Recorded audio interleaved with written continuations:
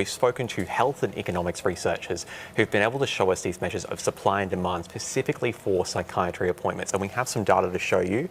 There it is. So we can see, look at that inner west, Hobsons Bay through to Essendon. Prices as high as $422, $425 in Essendon for a first psychiatry appointment. And then as we get further out in the west, those waiting times really stretching out beyond even 7 weeks, 53 days in Wyndham, 53 days in Hobsons Bay.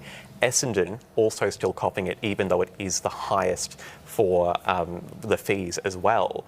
And so what that's showing us is that there are these real barriers in the West to accessing psychiatry, but also that it's not felt evenly across the West. So you've been visiting some hubs that the state government says will help the missing middle. Who are the missing middle and where have you been? Right, that's a great question. That was a question I had as well, right? They talk about this missing middle, and it's these people who need mental health treatment, but they don't need hospital treatment. So rather than investing in the hospital system, where the state government is usually investing its health spending, instead funding partner organisations out in the community. You were reporting on CoHealth earlier. CoHealth actually runs a hub that we visited in Sunshine. I want to tell you, though, about a hub in Brimbank, where it's not focusing on the mental health patient themselves, but rather the family and the carers around them who can often be left in the shadows. Jesuit Social Services runs a mental health local Connect Centre, and I spoke to Nick Pace, the manager of the centre in Brimbank.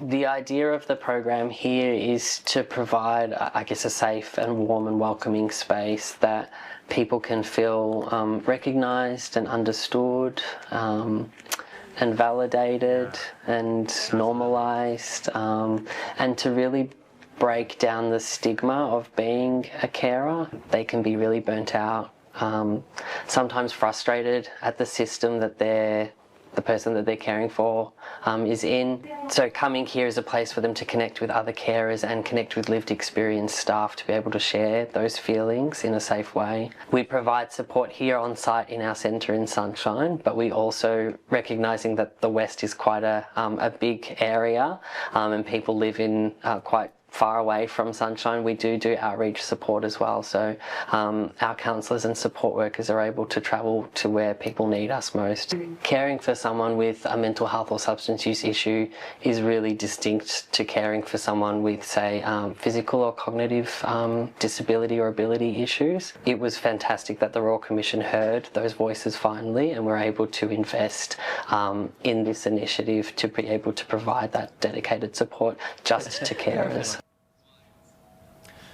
The federal government has been grappling with a mental health worker shortage around the country. How is this issue being tackled in the West? That's absolutely right. There was a report they found where it was about 38%. I believe that's off the top of my head. We'll check that. But 38% mental health worker shortage around Australia in 2021, estimated to grow to 42% by the end of the decade. And so when you think about these mental health worker shortages, it takes a lot of training, a lot of education. You have your undergrad, you have your honours, you have your masters, your PhD, doctorate level even.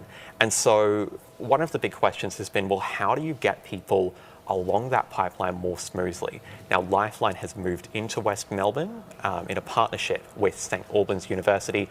Part of the reason for that, so that the people taking the calls better represent the people making the calls, and there had been a 1/3 rise in calls to Lifeline from the West, but also having that centre on the university campus means that the students who are studying their undergraduate degrees, who are getting into honours, who normally would find it maybe a bit more difficult to find those placements, they're able to easily get into those kind of placement opportunities where it may have been more difficult in the future.